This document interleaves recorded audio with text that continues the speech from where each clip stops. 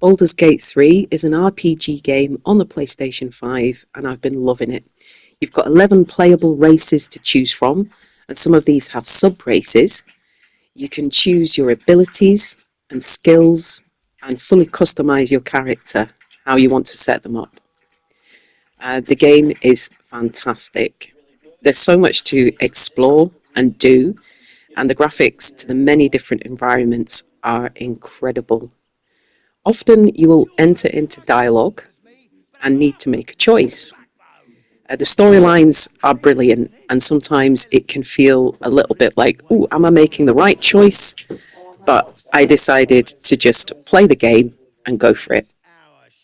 The combat and controls are very intuitive and easy to get to grips with using the controller.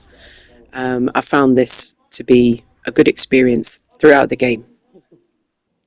You can lead a party of up to 4 characters, each with their own unique powers to bring to battle.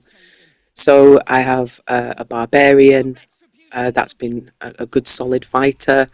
I've also got Gale the Wizard, who's fantastic. He deals a lot of damage. Astorian the Rogue is probably my least favourite character so far, but he's been useful. He's good at ranged combat and picking locks, things like that.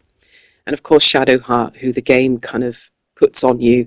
But she's a good character. She's a cleric. She has a lot of healing powers, and is good to have in your party. I've really enjoyed a lot of the battles.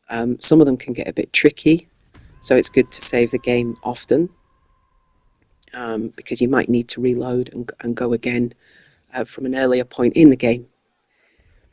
You will spend a lot of time in your inventory, picking out your best gear and dividing potions and spells between party members. But again, this is another enjoyable part of the game. I'm playing it on a television and I felt like everything was big enough for me to see everything. The inventories can get a bit packed sometimes, but you've got different ways you can manage that, and it's easy to send stuff back to your camp. You'll also be taking a lot of rests in the game. You'll have a long rest where you go back to your camp and that restores everything, and you get 2 short rests to take in the game, which is very useful for restoring your HP and your spells. And just a little tip, you've got arcane recovery for your spellcasters, that little swirl on the bottom there. Those are your arcane recovery slots, which are very useful, and you can use them to help restore spell slots. Shadowheart, she is a good character. She has some useful spells, healing spells, and also Turn Undead is very useful. She can also bless characters, which is good before you're going into battle, and it gives everyone a little bit of a buff. So as you go through the game, you learn about the different spells and what they do, and your casters become very powerful as they level up in the game. Yeah, it's a really awesome game, this. To start up, you will level up quite quickly, but in the later levels, it takes a lot longer to level up and get your XP. I think you can level up to 12 in the game. At times, I did get a bit stuck, and I had to ask the internet for help, but overall, I felt the game flowed well, and I was able to solve most of it myself, which felt immensely rewarding when I did. Some of the battles are epic, and yeah, you'll spend a lot of time just going through the battles and working out the best moves, but that's part of the fun of the game, I think. Just going back to the controls, it's easy to navigate your way around the game with the map, and there are multiple waypoints scattered around each act to allow fast travel, which is good.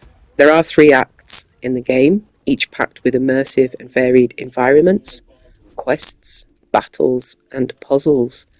It's this variety that keeps the game interesting, and so far I've spent about 120 hours exploring and having fun with this awesome game.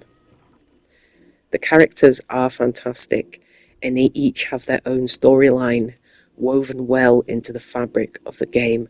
Of course, I want to play it through again, but with a completely different set of characters next and choosing different storylines.